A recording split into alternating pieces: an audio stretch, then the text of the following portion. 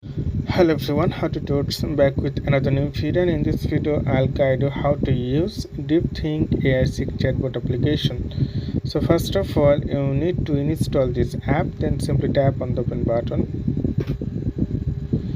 Then you have to tap here continue button, and you can see here swipe right, tap here the right arrow. So this is the premium version. So you can see you don't need to create your account, so you can still try. If you tap here on the settings, then you can see here unlock unlimited access.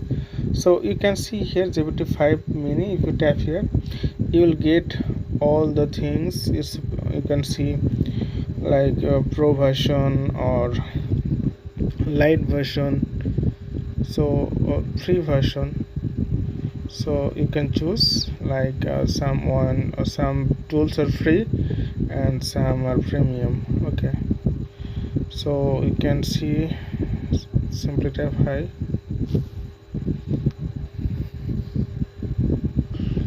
So it's a GPT. If you tap here, like if you want a DeepSeek, like all the AI model integrated in one app, and the app is so fast, you can try. And if you want to buy premium subscription, tap here pro lifetime and also pro, so you can choose.